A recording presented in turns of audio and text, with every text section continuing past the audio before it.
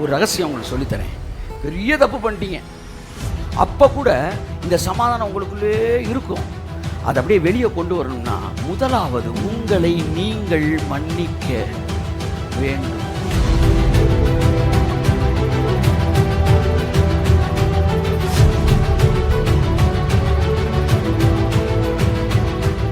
உங்களுக்குள்ள சமாதானம் இருக்கும்போது இந்த சமாதானம் எப்படி பரிசுத்தத்துக்குள்ள கொண்டு போகுது பேச போறேன். சமாதானத்துக்கும் பரிசுத்தத்துக்கு இருக்கிற தொடர்பு, சமாதானத்திற்கும் விசுவாசத்துக்கும் இருக்கிற தொடர்பு, சமாதானத்துக்கும் ஞானத்திற்கும் இருக்கிற தொடர்பு, சமாதானத்துக்கும் தேவ நீதிக்கும் இருக்கிற தொடர்பு.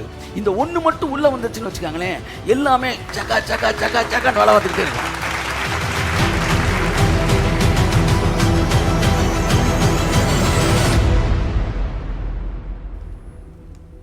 என் அன்புக்குரியவர்களே, கடந்த சில வாரங்களாக நாம் தேவனுடைய ராஜ்யம் என்கிற தலைப்பிலே நாம் தேவனுடைய வார்த்தையை பேசிக்கொண்டு வருகிறோம். The kingdom of God.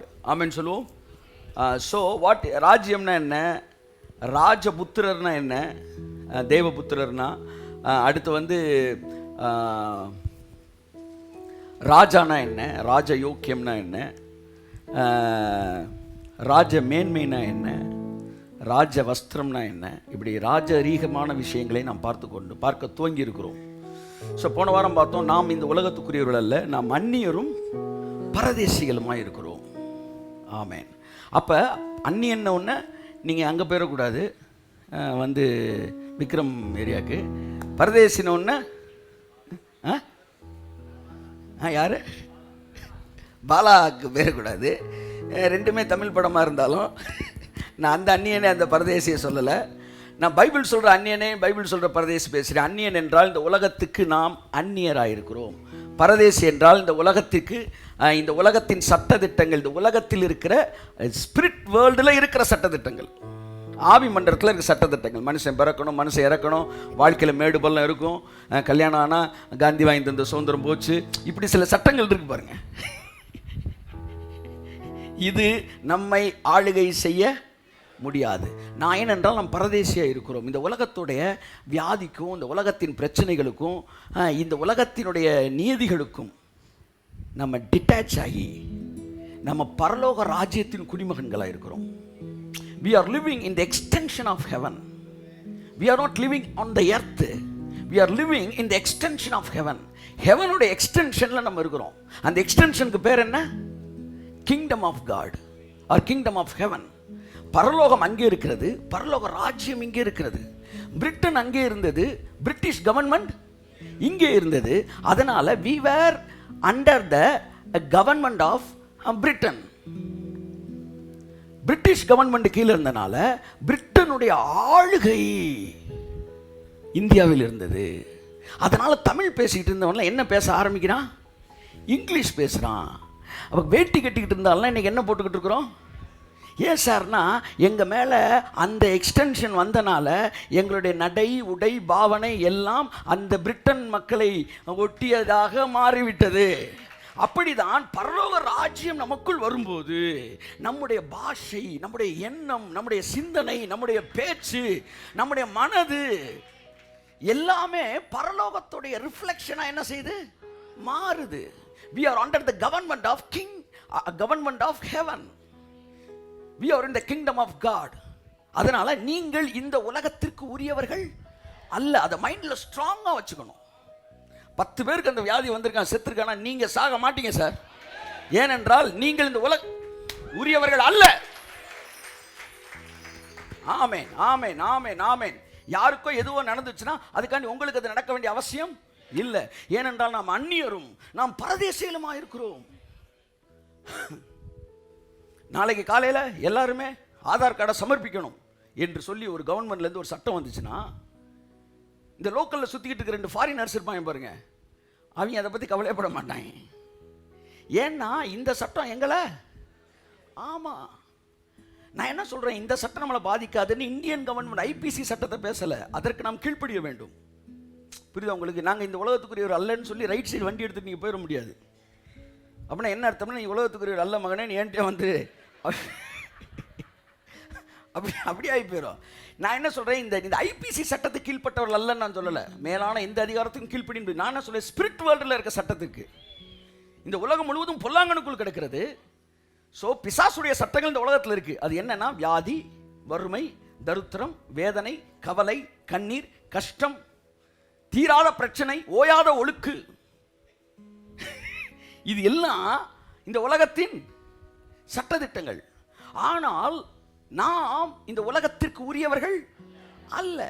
இந்த உலகத்தில் எல்லாருக்கும் தானே சார் இருக்கு, நமக்கு இருக்கு நீங்க சொன்னீங்கன்னா, நீங்கள் இந்த உலகத்திற்கு ஒத்த வேஷம் தரிக்கிறீர்கள். உலகத்துக்கு ஒத்த வேஷம்னா லிப்டிக் போடுறதும் கண்ணுக்கு மை போடுறதும் கிடையாது. அது ஒத்த வேஷம் கிடையாது. ஆமா, எல்லாருக்கும் மழை பெஞ்சிச்சு, காய்ச்சல் வருது, எனக்கும் வரும் சார் அப்படின்னீங்கன்னா நீங்க ஒத்த வேஷம் தரிக்கிறீங்க. தேவனுடைய நன்மையும் பிரியமான பரிபூரமான சித்தம் இன்னது என்பதை அறிந்து, சித்தம் என்ன, நான் வியாதி இல்லாமல் இருப்பதுதான் தேவனுடைய சித்தம். ஆமென். பக்கத்தில் 1000 பேர் விழுந்தாலும், வலது பக்கத்தில் 10000 பேர் விழுந்தாலும் அது என்னை அணுகாது என்பதுதான் தேவ சித்தம். அந்த சித்தத்தை நீங்கள் அறியும் போது என்ன நடக்குதுன்னா, இந்த உலகத்துக்கு ஒத்த வேஷம் நீ தரிக்க மாட்டீங்க. நீ எல்லோரையும் போல சோர்ந்து போக மாட்டீங்க. நீங்க எவர் ரெடி. ஆமா, நீங்க உங்களுக்குள்ள நீதியின் ஊற்று, சந்தோஷ ஊற்று பாஞ்சுக்கிட்டே இருக்கும். ஆமென். நீங்க 325 நாளும் பிரைட்டா தாங்க இருப்பீங்க. ஏன்னா உலகம் எடுக்கக்கூடாத ஒரு சமாதானத்தை உங்களுக்கு கொடுத்திருக்கிறார். தயவு செய்து புரிந்து கொள்ளுங்கள், நீங்கள் தேவனுடைய ராஜ்யத்துக்கு உட்பட்டவர்கள். என்னமா இருக்கிறியா? ஆமா, தேவனுடைய ராஜ்யத்துக்கு உட்பட்டவர்கள். ஆகையால் உங்க மேல கடவுளுடைய ஆளுகை இருக்கு. ஆளுகை இருக்கிறனால நீங்க தெரிஞ்சோ தெரியாமலோ தேவ சித்தத்தை மட்டும்தான் செய்ய முடியும். ஒரு அதிர்ச்சியான உண்மையை சொல்லுகிறேன். தேவ சித்தம் என்னன்னு தெரியணும் சார் அப்படின்னா, தேவ சித்தம் நீங்க ராஜ்யத்துக்குள்ள வர்றது தான். அதுக்கப்புறம் நீங்க வந்துட்டீங்கன்னா, நீங்க மட்டும் உங்களுக்கு ஒப்பு கொடுத்துட்டீங்கன்னா, தெரிஞ்சோ தெரியாமலோ நீங்க சித்தத்தை மட்டும்தான் செய்ய முடியும். அவ்வளவுதான். பல தடவை சொல்லியிருக்கேன், இப்பவும் சொல்றேன். இயேசு சிலுவையில் அறையப்படுவது தேவனுக்கு சித்தமா இல்லையா? சொல்லுங்க, சித்தமா இல்லையா? இந்த சித்தத்தை தெரிஞ்சுதான் இயேசு ஒப்பு கொடுத்தாரா இல்லையா? இயேசு தெரிஞ்சு ஒப்பு கொடுத்தாரு. இப்ப என் கேள்வி, பிலாத்து தெரிஞ்சு ஒப்பு கொடுத்தானா? ஏரோது தெரிஞ்சு ஒப்பு கொடுத்தானா? யூதாஸ் தெரிஞ்சு ஒப்பு கொடுத்தானா? இவங்க எல்லாருமே தெரியாமலே சித்தத்தை செய்தார்கள். அல்லேலூயா சொல்லுங்க. அப்படித்தான் நீங்க தேவனுடைய ராஜ்யத்தில் வந்துட்டீங்கன்னா, உங்களை சுற்றி இருக்கிறவர்கள் எல்லாம் எதிர்மறையான காரியத்தை செஞ்சாலும் அவர்களுக்கே தெரியாமல் தேவ சித்தத்தை உங்கள் வாழ்க்கையில் செய்து கொண்டிருப்பார்கள். ஆமென், ஆமென். என் வாழ்க்கையில் அவர் அனுமதி இல்லாம ஒரு முட்டி கூட கீழே விழாதியா? Because I am under the kingdom of God. உலக ராஜ்யத்தில் நான் இல்லை. இந்த உலகம் நினைப்பது போல் நடப்பதற்கு ஒன்று இன்னைக்கு நடக்கலைன்னா அது காட்ஸ் வில். அது நாளைக்கு நடக்குதுன்னா அதுதான் காட்ஸ் வில். ஆமென், ஆமென்.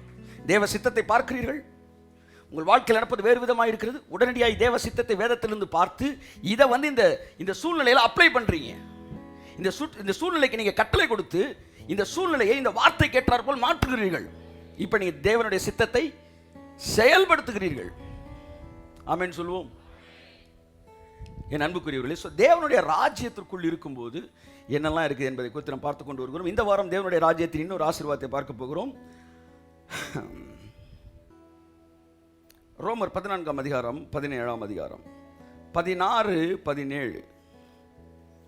ரோமர் மன்னிக்கவும், எஸ் 14 17. தேவனுடைய ராஜ்யம் புசிப்பும் குடிப்பும் அல்ல. புசிப்பும் குடிப்பும் அல்ல அல்ல. அது நீதியும் சமாதானமும். எல்லாம் சேர்ந்து சொல்லுங்க, சத்தமா சொல்லுங்க. தேவனுடைய ராஜ்யம், இங்க கை வச்சு சொல்லுங்க, திரும்ப சொல்லுங்க, சமாதானம். திரும்ப சொல்லுங்க, தேவனுடைய ராஜ்யம் புசிப்பும் அல்ல குடிப்பும் அல்ல, தேவனின் அப்படின்னா இந்த பூமியில சாப்பிடக்கூடாது குடிக்கக்கூடாது அப்படி அர்த்தம் கிடையாது. இந்த உலக சம்பந்தமான சமாதானம் வருது பார்த்தீங்களா, அதுதான் தேவனுடைய ராஜ்யம் கிடையாது. இது இருக்கலாம். புசிப்பும் குடிப்புனா சாப்பாடு இல்லை, பணம், ஆசீர்வாதம், உலகம், உலக காரியங்கள். இதுதான் புசிப்பும் குடிப்பும். எண்ணத்தை புசிப்போம், எண்ணத்தை குடிப்போம் அப்படின்னா சாப்பிட்றதுக்கும் உடுக்கிறது மட்டும் பேசுகிறாரு இல்லை. இது உலக சம்பந்தப்பட்ட ஆசீர்வாதங்கள். இது மட்டும், இது தேவனுடைய ராஜ்யம் இல்லை அப்படின்னா என்ன அர்த்தம்? இது கிடையவே கிடையாதுன்னு இல்லை, இதுதான் இங்கே மேஜரு இல்லை. தேவனுடைய ராஜ்யம் என்பது எது இருந்தாலும் இல்லாட்டினாலும், ஆமென் சொல்லுங்க, ஆமென் சொல்லுங்க, இருந்தாலும் இல்லாட்டினாலும் அது தேவனுடைய ராஜ்யம் நீதியும் சமாதானமும் பரிசுத்த ஆவியினால் உண்டாகும். கையை தட்டுங்க ஒரு அவருக்கு. நீங்கள் தேவனுடைய ராஜ்யத்தில் இருக்கிறீர்களா? கண்ணத்தில் கை வச்சிருக்கிறீங்களே, இருக்கிறீர்களா? அதே எசவா இருக்குன்றீங்களா? இருக்கிறீர்களா என்றால் ஃப்ரீயா இருங்க, நான் சொன்னேன்லாம் எடுக்க வேணாம். உங்கள் ஆவி உற்சாகம் வந்த போதுமானது. இருக்கிறீர்களா என்கிற கேள்வி கேட்டால் என்ன அர்த்தம்னா, டக்குன்னு உங்கள் ஃபேஸ் பிரைட்டு உங்கள் ஃபேஸில் தெரியணும். நீங்கள் தேவனுடைய ராஜ்யத்தில் இருக்கிறீர்கள் என்றால் முதலாவது அது என்ன? சமாதானம். அடுத்து சந்தோஷம். இது உங்களுக்குள்ள இருந்துகிட்டே இருக்குமா? அப்படியே உம்மோடு செலவிடும் ஒவ்வொரு நிமிடமும் வீணாக போகாதையா. come on, சந்தோஷமாய் மாற்றுமையா. இந்த தேவ சமாதானம்ன்றது ரொம்ப சிம்பிள். எல்லாம் சொல்லுங்க சொல்லுங்க, ரொம்ப ஈஸியானது. இதை டெக்னிக்கை நீங்கள் புரிஞ்சுக்கிட்டீங்கன்னு வச்சுக்காங்களேன், என்ன ராஜம்மா, டெக்னிக்கை நீங்கள் புரிஞ்சுக்கிட்டீங்கன்னா உங்கள் வாழ்க்கையில் சிரிச்சுக்கிட்டே இருப்பீங்க நீங்கள். ஆமாம், எல்லாமே டெக்னிக் தான், ஸ்பிரிச்சுவல் டெக்னிக்.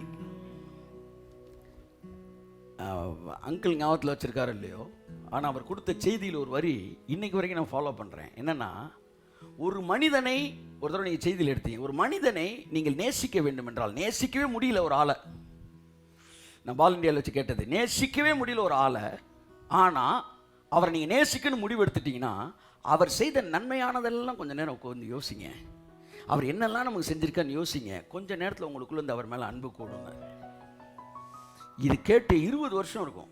இன்னைக்கு வரைக்கும் என்னால் யாரெல்லாம் நேசிக்க முடியலையோ அவங்களெல்லாம் அவங்களுடைய அதர் சைடு நன்மையானதெல்லாம் கொஞ்சம் பார்ப்பேன். பாருங்கள், என் மைண்ட் அப்படியே கொஞ்சம் லூஸ் ஆகுது, டைட்டாக இருக்கிற இருதயம் அப்படியே ஃப்ரீ ஆகுது. இதெல்லாம் ஆவியானவர் சொல்லிக் கொடுக்குற டெக்னிக். ஆமென் சொல்லுங்கள்.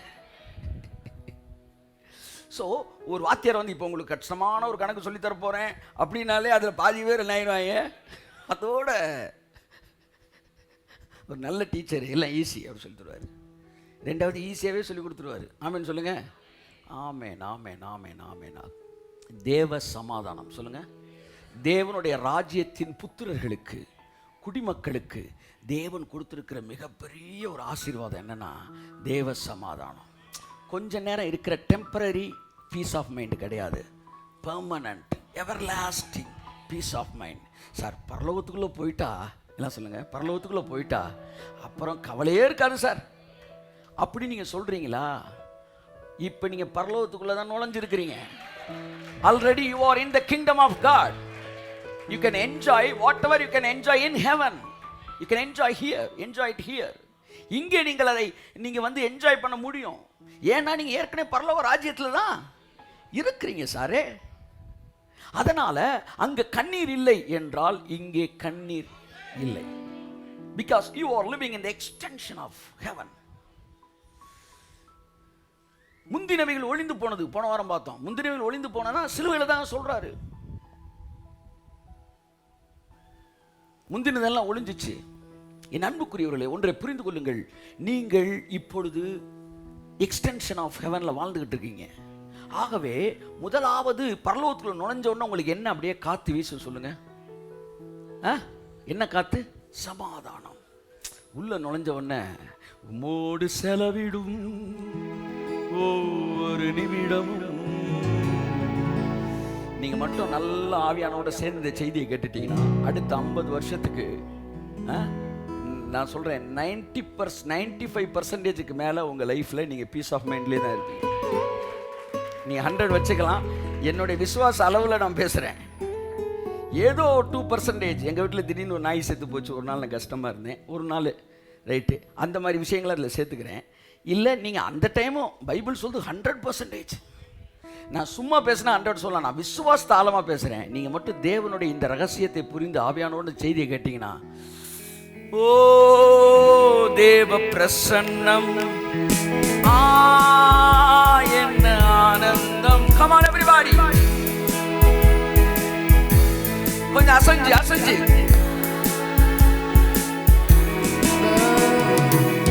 ஆகாயம் கொண்டு செல்லுதே என்னை, ஆகாயம் கொண்டு செல்லுதே. நம்மோடு செலவிடும் ஒவ்வொரு நிமிடமும்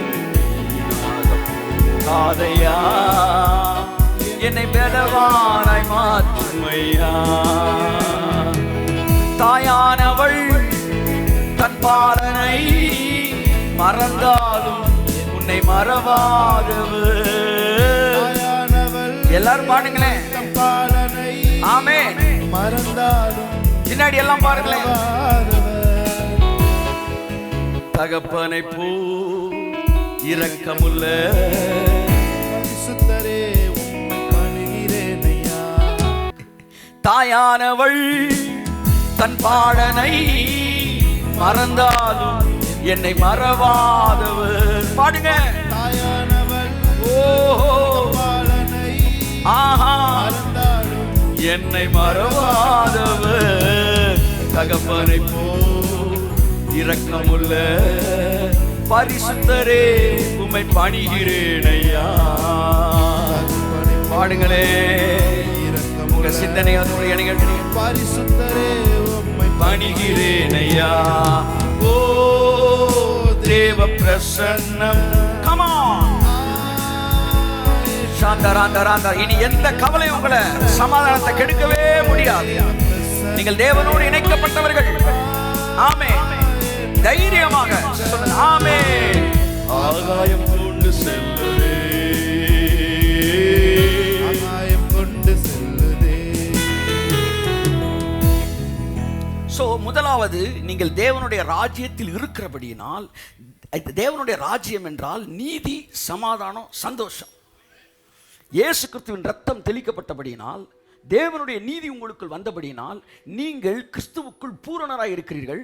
நீங்கள் நீதிமான்களாய் இருக்கிறீர்கள். இரண்டாவது, அது சமாதானம். சமாதானத்துக்கு அடுத்த ஸ்டேஜுக்கு பேர் என்ன? சந்தோஷம். எப்பவுமே சமாதானம் வந்த உடனே, ஆமா, அந்த பிரசன்ஸ் உள்ள வரும்போது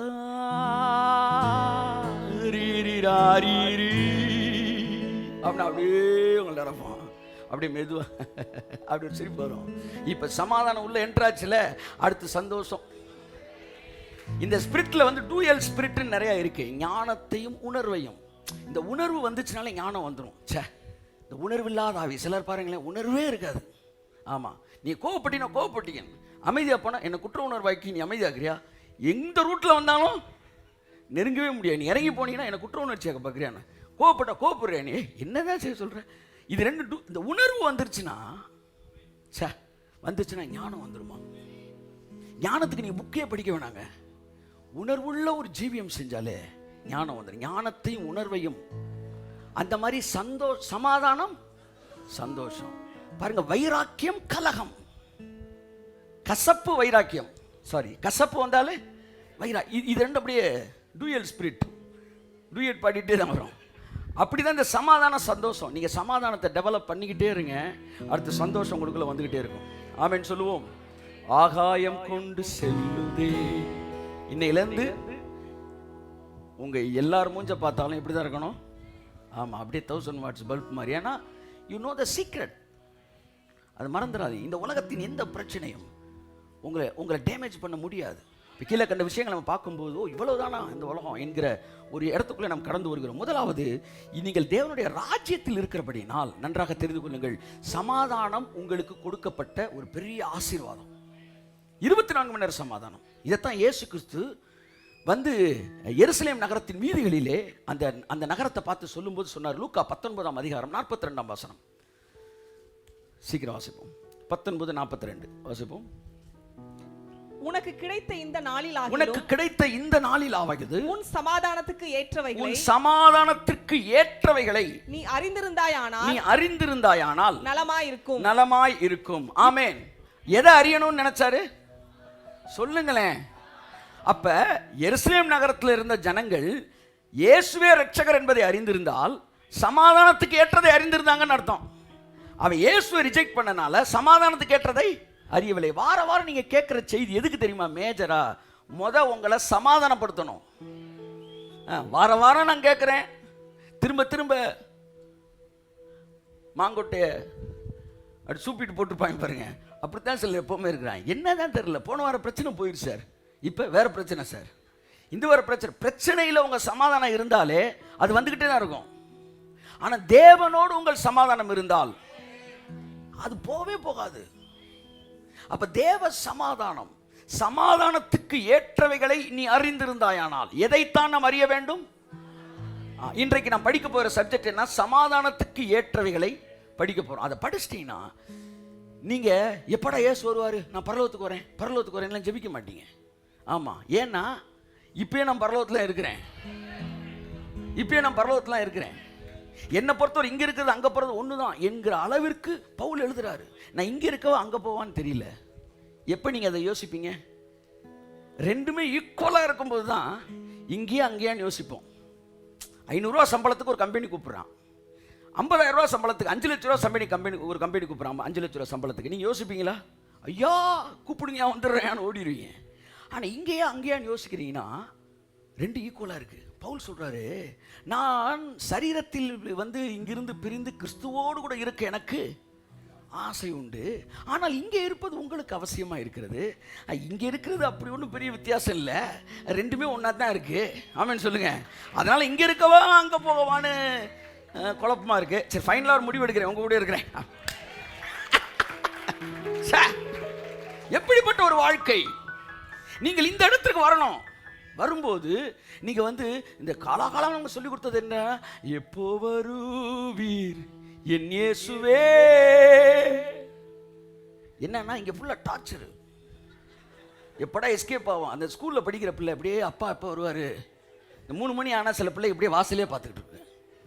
சில பிள்ளைகள் ரொம்ப அம்மா மேல இருக்க பாசத்துல 1:30 மணிக்கே சோறு வச்சு வீட்டுக்கு வந்துடுறாங்க.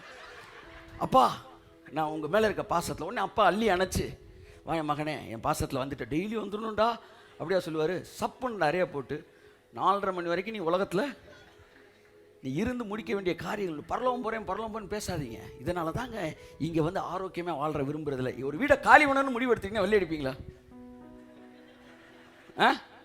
ஏன் இன்னைக்கு பெந்தேகோஸ்தே சபை வறுமை தரித்திரம் எல்லாத்தையும் வாங்கி வாங்கி மடியில் வைக்க தெரியுமா?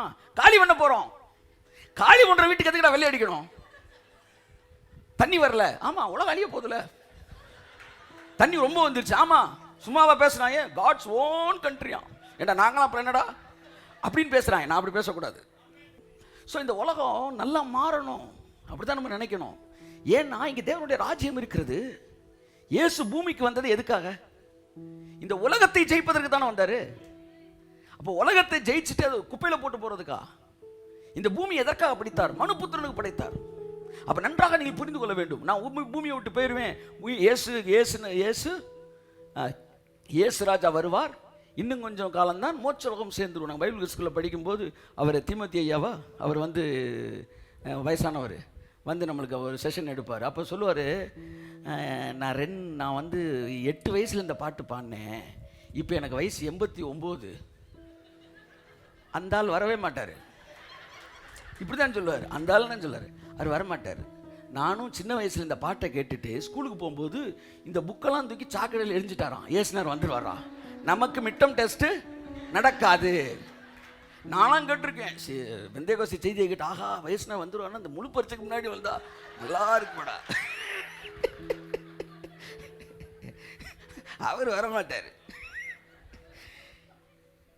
அவர் வந்தார்னா ஒரே ஒரு காரணம் தான், இதோ மனுஷர்கள் மத்தியில் தேவன் தம்முடைய ராஜ்யத்தை ஸ்தாபிப்பதற்கு தான்.